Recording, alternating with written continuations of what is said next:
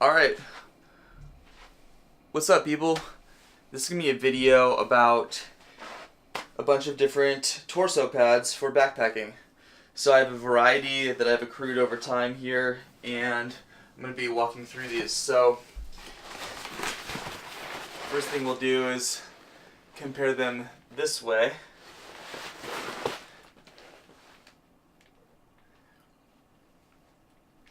So I'm going to start from the top and work my way down. This is the 1/8 inch Gossamer Gear thin light pad. It's so small, and it really does not provide any comfort at night.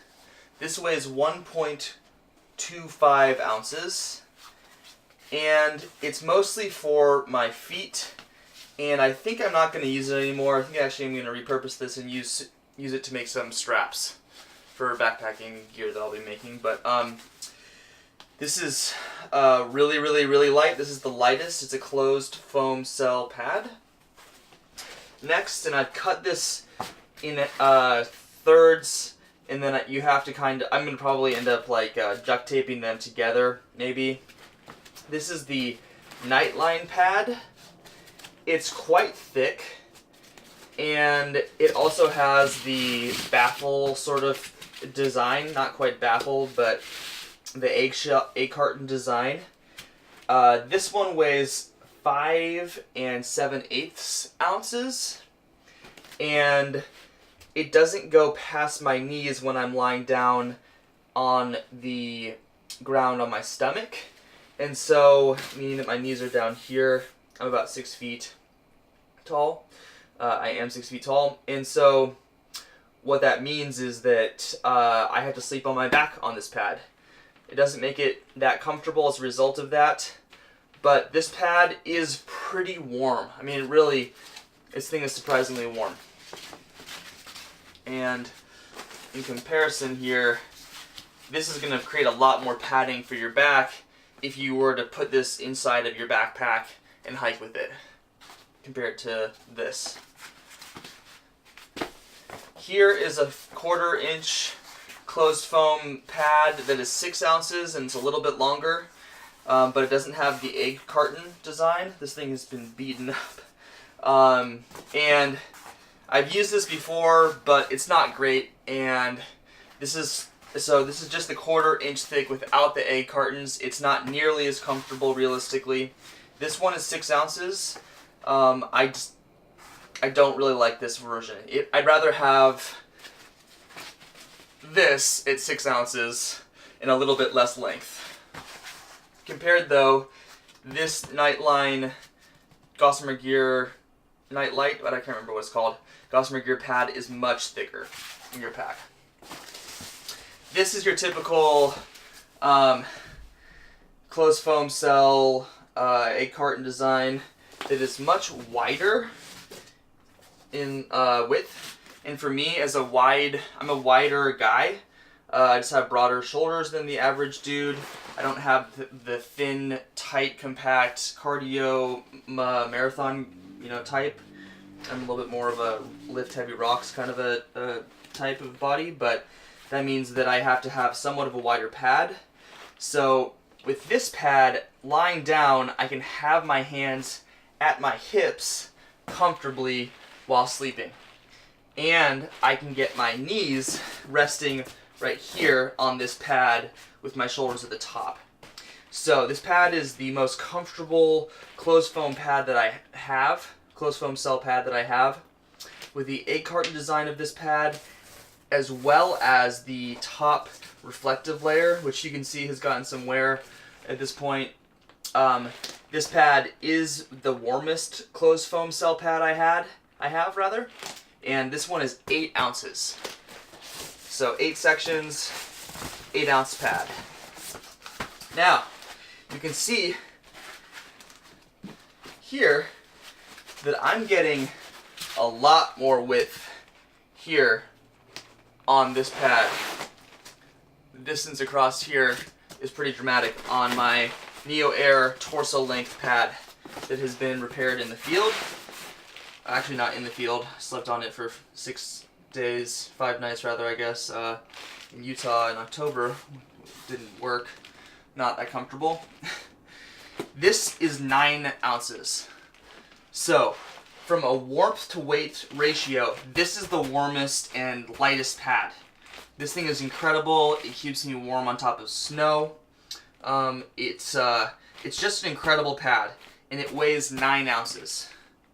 So there's really no reason for me to not add 1 extra ounce and just not use this anymore. The only reason I can think of that is relevant is when you hike so many miles at night, it is a pain in the ass to blow this thing up. Now, the torso length does help with that dramatically, but even so.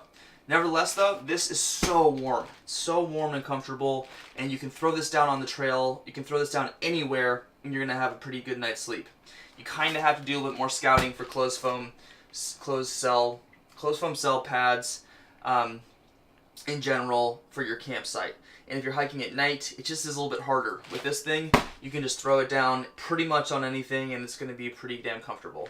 So at 9 ounces, this is my first choice for almost any trip I go on, and I'll be using this probably when I do the Washington section of the PCT this summer. I just love it. It's 9 ounces. Yeah, that's heavy by super nerd, ultralight backpacking standards, but even so, I don't know. I just really like this pad. It's wonderful. It's got some sticky stuff here so it doesn't slide around. It's stuck. Yeah. So I love this. If I want to go and really keep it light, I think I might use this. This is the other version, the only other pad that is really worth it for saving a ton of weight. This saves 4 ounces of weight. So I want you just to notice the difference of 4 ounces of materials in a blow-up pad that you get. So for 4 ounces, that's incredible. I mean, really, it's just crazy. I'm sorry. No, this is 3 ounces heavier rather. So my NeoAir for 3 ounces more gets me all of that extra warmth, thickness, comfort, width, and length. It's just a lot better for the weight, but if I want to go and just get as absolutely light as possible and not even try to maximize value as much, but think purely on sort of absolute terms, then the lightest pad that I have, it still will be comfortable enough and warm for its weight, is this pad. So this is sort of my I'm going as light as I possibly can setup. It's not the most comfortable sleep, but in the warmth of summertime, after hiking for a long time, it's pretty easy to sleep on anything, and you don't need it to be that warm. Otherwise, this is my go-to pad. I just do this and throw my pack under my legs, and I'm more than comfortable that way. Just the empty pack, I don't know. Some people really need their feet to be super warm, but I don't really mind it that much. And yeah, I just wanted to do an overview of all these different options that are out there for torso length pads. I know that people swear by their 1/8 inch closed foam cell pad, and look, I get it. This thing is insane. I mean, if I could sleep well on this and warm on this, then yeah, that'd be great. But I can't do that yet. I think when you really live outside and do thousands of miles in a row, you get used to this enough that this is fine. But for me, in the context that I'm going out backpacking, I do like having a good night's sleep. It makes a big difference, and I'm not out there for long enough where I'm going to get used to something pretty gnarly to sleep on. So this tends to be my go-to. Again, I think the other main advantage of this is that you can set it up anywhere, whereas with something like this, or even something like this at 6 ounces, it's just really important to make sure that you set your sleeping setup on a really even, really soft surface, which can just kind of be hard to do when you're trying to hike a bunch of miles in one day, and then you're exhausted at the end of the day. So, yeah, my NeoAir, this thing has seen, I don't know, 600 miles, and has developed one thing there that was patched easily. I just used the nylon silicone to basically seam sealant materials, which is just silicone in essence, to patch that, and I did. And yeah, again, I can't say enough about this pad. It's incredible. So if you want to go a little bit heavier, but the most comfortable thing, and still keep it light, modify your NeoAir to make it torso length, and it's 9 ounces, and it's a hell of an amazing, warm, comfortable, easy to use pad. If you want to go cheap and really light, this thing is $24, and it's an awesome pad for its weight, and it's a little bit more Spartan, so I think you have to be a little more committed to really make this work for you well, because it's, again, it's just so much smaller. But with all that being said, I think it's personal preference about what you want to do out there.